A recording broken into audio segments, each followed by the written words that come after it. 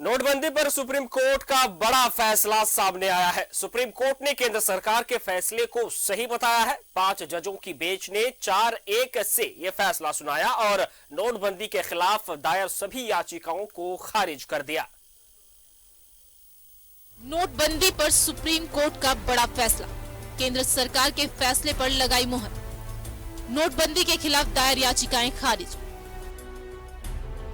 केंद्र सरकार के नोटबंदी के फैसले को सुप्रीम कोर्ट ने सही ठहराया है। सुप्रीम कोर्ट ने कहा है कि 500 और 1000 के नोट बंद करने की प्रक्रिया में कोई गड़बड़ी नहीं हुई है। कोर्ट ने कहा है कि आर्थिक फैसले को पलटा नहीं जा सकता। 5 जजों की संविधान पीठ ने ये फैसला 1-4 के बहुमत से सुनाया है। इसके साथ ही नोटबंदी के खिलाफ दायर सभी 58 याचिकाओं को सुप्रीम कोर्ट ने खारिज कर दिया है। बीजेपी ने सुप्रीम कोर्ट के फैसले का स्वागत किया है, साथ ही नोटबंदी का विरोध करने वालों पर हमलावर है। तो आज माननीय उच्चतम न्यायालय ने भी उसको सही ठहराया और हम सब खुश हैं, देशवासी खुश हैं। उस पे विवाद खड़ा करना चाह रहे थे जिन्होंने अवैध रूप से पैसा कमाया, उनको दर्द हो रहा था। आज उनकी बोलती बंद है, उनके गाल पे कड़ा तमाचा पड़ा है। अब यह जो नोटबंदी का जो मामला था, उच्चतम न्यायालय ने उस पर पूर्ण विराम किया है। देश की अर्थव्यवस्था और तेजी से प्रधानमंत्री नरेंद्र मोदी के नेतृत्व में बढ़ेगी। सब विपक्षी दलों का करामात था। अब सुप्रीम कोर्ट ने निर्णय दे दिया है कि विपक्षी दल अब इस पर क्या बोलेंगे। विपक्षी दल इसी तरह के काम करते हैं, फटकार लगती है, माफी मांगते हैं, लेकिन कहावत है ना कि चोर चोरी से जाए, हेरा फेरी से नहीं जाए। तो विपक्षियों का यही काम है। 8 नवंबर 2016 को केंद्र सरकार ने लागू की थी नोटबंदी। 1000 और 500 रुपए के नोटों को किया गया था चलन से बाहर। नोटबंदी के खिलाफ सुप्रीम कोर्ट में दायर की गई थी 58 याचिकाएं। सुप्रीम कोर्ट ने केंद्र सरकार के नोटबंदी के फैसले को ठहराया सही। सुप्रीम कोर्ट ने कहा, नोटबंदी को लेकर प्रक्रिया का हुआ था पालन। केंद्र सरकार के आर्थिक फैसले को नहीं पलटा जा सकता। 5 जजों की संवैधानिक बेंच ने 4-1 से सुनाया फैसला। सुप्रीम कोर्ट ने नोटबंदी के खिलाफ दायर सभी 58 याचिकाएं की खारिज। उस फैसले पे कोई टिप्पणी नहीं करना है, लेकिन जो 1000 रुपए का नोट को चलन से निकाल के 2000 रुपए कर देना, और उसमें तर्क दिया गया था कि काला धन समाप्त होगा, लेकिन काला धन तो समाप्त हुआ नहीं। बीजेपी के ही सांसदगणों ने राज्यसभा में, लोकसभा में कहा, सुशील मोदी ने कहा कि 2000 के नोट को बैन कर देना चाहिए, क्योंकि इसकी बहुत बड़ी संख्या में होर्डिंग की जा रही है, उसको कालाधन के रूप में परिवर्तित किया जा रहा है। तो देश के सामने ये चीजें आ गई कि वो फैसला आदरणीय प्रधानमंत्री जी का व्यक्तिगत फैसला था, न कि कोई देश हित का फैसला था। नोटबंदी को लेकर 5 जजों की संवैधानिक बेंच ने 4-1 से ये फैसला सुनाया है, जबकि जस्टिस बीवी नागरत्न की राय अलग दिखाई दी। लेकिन सुप्रीम कोर्ट के फैसले के बाद अब नोटबंदी पर उठा विवाद खत्म होने के आसार हैं। न्यूज़ 11 भारत के लिए रांची से राकेश और राजेश कुमार की रिपोर्ट। 8 नवंबर 2016 को रात के 8 बजे 500 और 1000 रुपए के नोट अवैध घोषित किए गए और महज 4 घंटे बाद ये नोट जो है अवैध हो गए, यानी कि वो चलन में नहीं रहा। और आज फैसला आया है सुप्रीम कोर्ट का। फैसले में आया कि जो भी फैसले सरकार द्वारा लिए गए थे वो फैसले सही थे। अधिक जानकारी के लिए हमारे साथ हमारे संवाददाता राजेश जी हमारे साथ जुड़ रहे हैं। जी राजेश जी, केंद्र सरकार का जो फैसला नोटबंदी को लेकर थी, आज सुप्रीम कोर्ट ने क्लियर कर दिया, यानी कि 5 जजों की जो बेंच थी उसमें से 4:1 के अनुसार जो है आज फैसला आया कि नोटबंदी जो था वो सही था, उसे बदला नहीं जा सकता।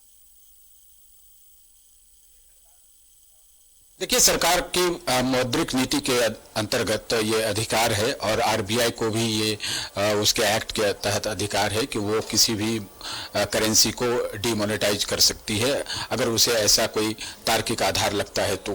क्योंकि 2016 का मामला है, उस समय सरकार को लगा कि भारतीय अर्थव्यवस्था में समानांतर रूप से काला धन जो है वो एक मजबूत स्थिति बनाए हुए है, इसलिए कुछ करेंसी को डीमोनेटाइज किया जाए। इसी कड़ी में 500 और 1000 रुपये के नोट को डीमोनेटाइज किया गया। ऐसा इनपुट्स इसलिए था कि सरकार के पास ये खुफिया जानकारी थी कि बहुत सारे आतंकवादी संगठन के पास ये पैसे होल्ड करके रखे गए, यानी बहुत मात्रा में रखे हुए हैं और कुछ इलीगल एक्टिविटीज में भी ऐसे पैसे बहुत खर्च किए जा रहे हैं। दूसरी बात, पैरेलली ये भी एक समस्या थी कि नेपाल के माध्यम से, उसकी सीमा के माध्यम से बहुत सारे नकली नोट भी 500 रुपये के आ रहे थे। तो सरकार को ये लगा कि 1000 और 500 रुपये को डिमोनेटाइज कर देते हैं, चलन से हटा देते हैं, सर्कुलेशन से हटा देते हैं। तो अचानक जो जिसने इसकी एक होर्डिंग की होगी, जिसने इसे पूरा रखा होगा काले धन के रूप में, उनकी कमर टूट जाएगी और कहीं ना कहीं वो पैसा जो है अगर आता है सामने, यानी व्हाइट मनी के रूप में उसे परिवर्तित किया जाता है, तो आपको पता है कि उसमें अगर आपकी घोषित संपत्ति से ज्यादा अगर उसमें पैसा है तो आपको उसमें टैक्स देने होंगे। ये भी सरकार ने उस समय छूट दे रखी थी कि जिनके पास काला धन है तो वो उसे व्हाइट में बदल सकते हैं और मुझे लगता है कि 30% करेंसी जो वैल्यू थे उसके जमा करने होंगे टैक्स के तौर पे। तो उनका पैसा जितना भी है, अगर किसी के पास 1 करोड़ का काला धन है, उसे वो अब उसे बैंक में जमा करता है तो उसे टैक्स के रूप में 30 लाख रुपए देने पड़ेंगे। ये व्यवस्था थी कि ये भारत सरकार का अधिकार है और सुप्रीम कोर्ट में कई फेजेज में मामले गए।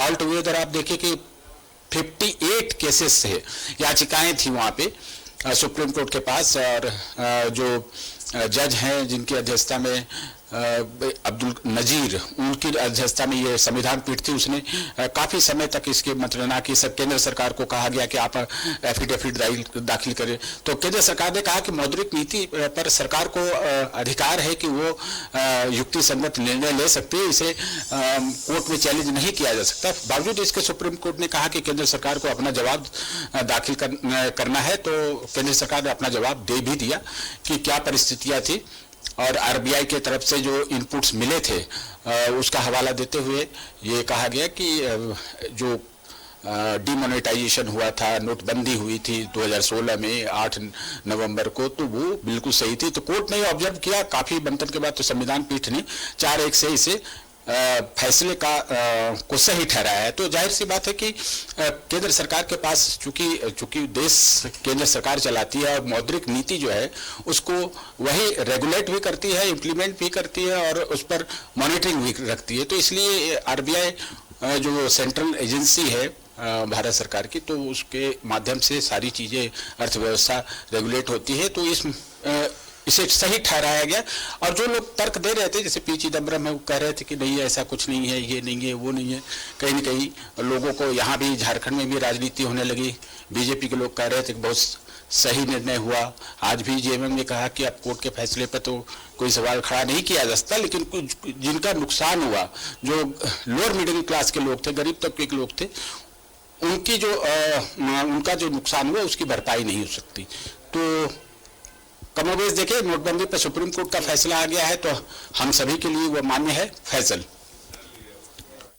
जी बिल्कुल बिल्कुल, आपने सही कहा कि ऑब्जर्वेशन का जो समय था 6 साल का, यानी कि 2016 में नोटबंदी का फैसला आया था। 6 साल के बाद आज फैसला आ रहा है कि नहीं, नोटबंदी सरकार द्वारा जो किया गया था फैसला वो सही था। जहां पर आपने ये भी बताया कि जो भी फैसले आरबीआई और केंद्र सरकार के बीच में हुए थे, नोटबंदी से पहले भी आरबीआई और केंद्र सरकार के बीच में यह फैसला लिया गया था नोटबंदी को लेकर, जिसमें कई अहम मुद्दे पर जो है नोटबंदी की गई थी, चाहे वो आतंकवादियों की गतिविधि हो, चाहे काला धन की वापसी हो, या फिर कैशलेस इकोनॉमी की बात करें, इस पर भी बात की गई थी, जिसके मद्देनजर नोटबंदी को लागू किया गया था। तमाम जानकारी के लिए शुक्रिया आपका राजेश।